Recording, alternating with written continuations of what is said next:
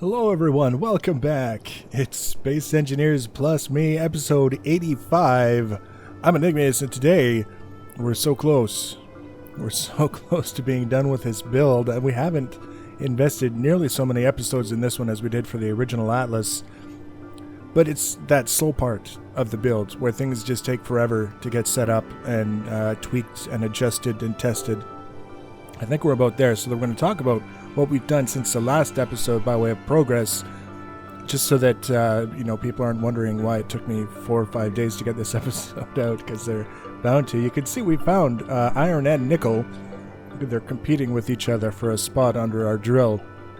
Currently, they are going up into storage because I just finished setting up the auto distribution system for the arc furnaces and the refineries in the back of the ship, and I haven't had a chance to test them. It's the exact same system that I used and tested on the ice lake down on the Earth-like planet ever so long ago, using conveyor blocks and timer blocks to sort things so that they all get distributed evenly amongst the different machines that are available. So hopefully processing is a little bit quicker and a little bit more consistent across the board. I'm getting mesmerized by this damn drill head. So we're going to start, I guess, maybe from the bottom up.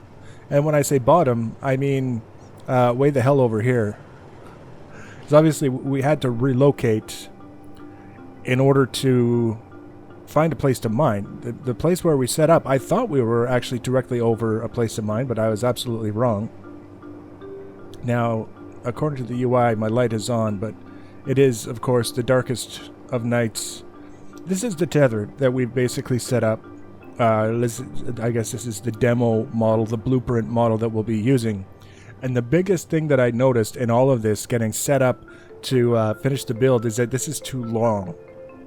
If you have a tether this long, even if you don't adjust it or extend it at all, you just kind of weld it in place and then try and attach a bore head to it, there's a pretty good chance that the bore head's not going to fit. You'd have to have the ship hovering above the ground for a little while until the bore head makes a good purchase, and then you can lower it down gradually until the landing gears of the ship can land, and then you don't have to worry so much about the ship pitching one way or the other, changing direction, flying away on you. You never know. But the easiest way to do that whole thing is to set it up so that the tether is short enough so that your bore head can attach, and then you can land the ship and then start up the bore head. That would be the ultimate goal. So we're going to have to make a few minor modifications to this, and also the inner ring. And we're going to take a look at those. It's kind of an interesting looking ship from a distance. It's got all kinds of stuff going on. The only thing that we need to do to the inner ring, and we're set up to do it, but I can't do it with the tether in place, is we're going to move the landing gears, specifically the ones on the back side here, this one right here. We're going to try and move it up. And I've already found where we're going to move it up to. We're actually going to put 2 in the place of 1, not because we need it, but because I'm kind of a stickler for, in my head, to seeing balance. So we've got 1 in the middle right now, and if we take and move this guy and we put it, no, not that far, on this block here, so that it's again basically flush against his panel, it's going to be on the right hand side. And then what about the left hand side? It bugs me. So we're going to put 1 on either side. And these are designed basically to not only hold the tether as you're modifying the top so that you can extend it, but also to keep the tether from moving around too much in the process of moving. They kind of, even with the landing gears disengaged, as the tether is moving down, it's kind of sliding against something on 3 sides that reduces the likelihood that it's going to come out of position. So that's kind of the whole idea there, and we're going to maintain that. But if I were to try and put a landing gear, I think I have one on the hotbar. I do. If we try and take a landing gear and stick it somewhere, there we go. See, it's got the red box. It won't let me do it because it's too close to the tether here. It needs to have a little bit of space to breathe, I think. So right before we do the blueprint, that's what we're going to do, is we're going to make the changes with the landing gears that we need to make the changes to the tether that we need to make, and then we should be good to go with this whole system, which has now been pretty, I want to say pretty thoroughly tested and vetted, and seems to be working I still have to do a few tests with the bore head in motion just to make sure that everything is the way that it's supposed to be. But it's looking very positive, especially once we turned off the automatic or the artificial mass blocks. These are good to keep the tether facing in the downward position when there's no other thing attached to it. But once you've got a bore head, these guys are redundant, so it's nice to be able to turn those off. And then that problem is solved. Now, I did encounter some difficulty trying to lock the landing gears. This one almost looks like it is locked. Is it? See, they almost sometimes look green until you get up close to them, and then they're yellow. I found earlier today, I finally got the bore head deep enough that I could bring the ship down, start extending the landing gears so that the individual landing gears reach just above the ground kind of thing. And then I tried locking them. And when I say I tried locking them, first of all, I went through and I set the speed of all the landing gears to 0. Or sorry, the speed of all the pistons to 0 after I'd already brought them down low enough for the feet to touch the ground. The pistons were set to 0 and turned off. Okay, so we need to understand that. The landing gears, I had them all selected as a group. They were all turned on. All of the bands were yellow, as you see now, and they were all lit up. And I hit lock, and as soon as I hit lock, all of the pistons started to retract. And when they retracted, because of the way everything is in a slightly different position, it started tearing the ship apart. It wasn't that dramatic. It wasn't like ripping it in half or anything, but it was doing damage. Things were breaking all over the place. It made no sense to me when we had the pistons turned off and set to 0 speed, so even if they came on, realistically, they shouldn't have moved anywhere at any speed. And as soon as we locked the landing gears, the pistons turned on and retracted. Either way, the bottom line is right now it's sitting on the ground. It doesn't seem to be moving. I can't guarantee how long that will last, but for the time being, our bore head is doing just fine. The auto leveling from the auto gyro is doing just fine, and everything is good to go. So again, a little more testing. We're going to do a little more testing before we throw down with the blueprints, but we're in a good spot. Now, we still have to do a little bit of work on the front here. It's probably going to be the last thing I do. It's going to be the celebratory thing when everything else gets done. The big thing that I mentioned that was kind of holding me back and slowing me down was getting all of the timer blocks programmed for the auto distribution system for all this stuff down here.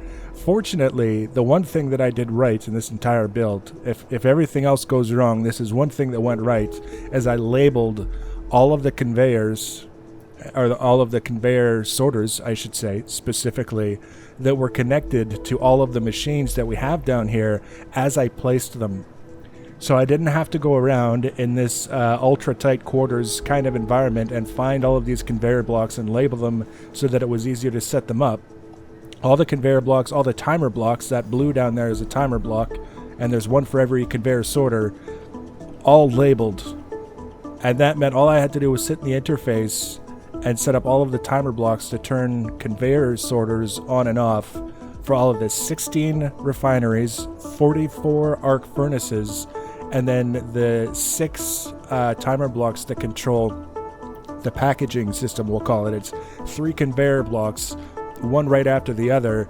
The one in the middle stays on all the time, and then the ones in the front and the ones in the back alternate. And it kind of maintains a consistent packet size based on whatever is in the middle conveyor sorter that we can then ship off to the different machines. And we need to make sure that we've got the timer blocks set up to do that properly. And we also wanted to make a timer block for each system, for the arc furnaces and for the refineries, to make sure that whenever you initialize the system, whenever you start it, it starts from the proper setup, as opposed to some things being on that are supposed to be off, or some timer blocks that are running when they're supposed to be stopped, and things like that. So initializing everything took me about 2.5 hours total.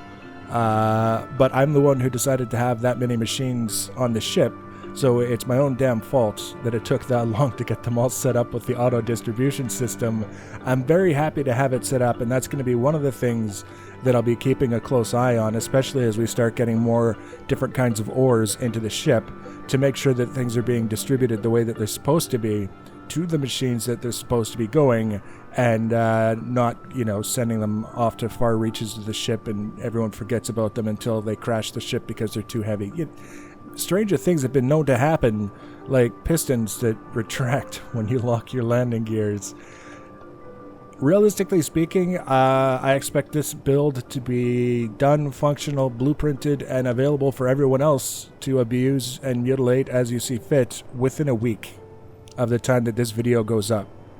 And that will include completing this front section, just doing some sculpting here, make it look a little bit more complete and a little less blah, because I think that's the proper term for it, is blah, the way it looks right now.